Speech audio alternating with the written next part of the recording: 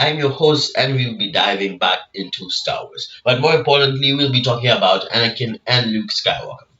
Anakin and Luke Skywalker are two different characters, very well written, and are one of my most favorite characters. Anakin's my most favorite, by the way. So the thing that connects them both isn't their bloodline or Skywalker name, of course, that connects them, but logically, we're talking about the reason they exist, the Chosen One prophecy.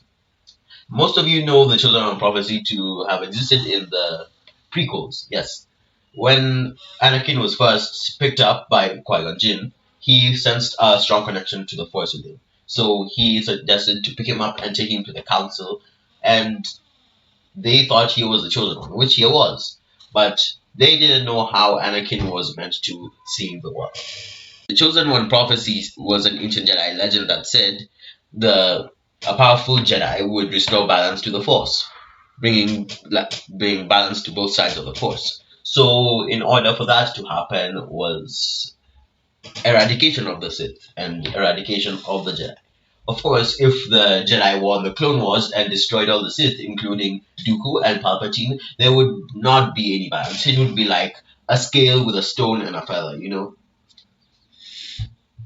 One's heavier, one's lighter. Since the Sith were very little, it would represent the light, it would represent the feather, and the stones represent the Jedi because they were really really big. The Sith at that time were very extinct. They were about to go extinct. The only Sith that were left was Dooku, Asajj Ventress, and Palpatine. So what the only way for balance to exist would be if Anakin destroyed both sides.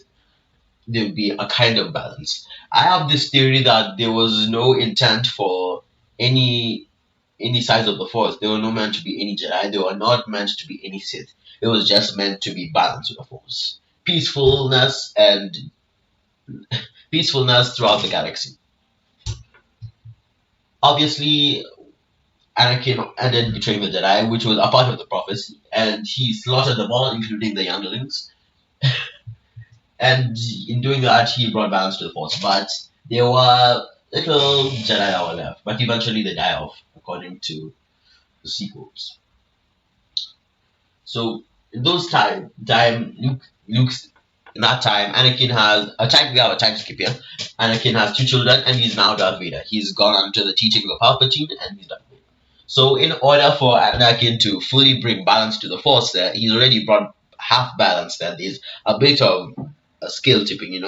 It's a bit balanced, but not fully balanced. So what Anakin needs to do is destroy the Sith. But the problem is Anakin is too far in the darkness. So that's where Luke Skywalker comes in. Luke Skywalker is supposed to be the catalyst that binds and saves Anakin. And Anakin just then does his job and saves and brings balance to the Force, as you can see.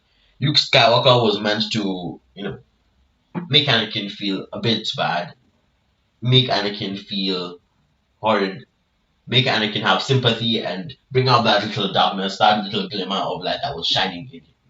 So eventually, Luke brought him back from the dark, and that's when Darth Vader yeets Palpatine down the shaft, and he explodes. But according to the sequels, Anakin didn't bring balance.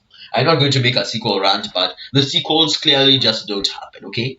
Just make the sequels nothing. As George Lucas says, the Star Wars trilogy, the Star Wars story is just about Anakin. It's all about the Chosen One. And what the Rise of Skywalker does, it clearly removes what George Lucas established in the past films.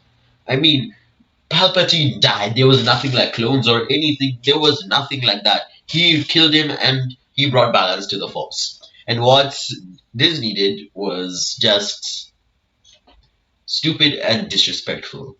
Basically disrespecting George Lucas and disrespecting Darth Vader's sacrifice. Darth Vader's sacrifice was basically nothing. It wasn't worth sacrificing.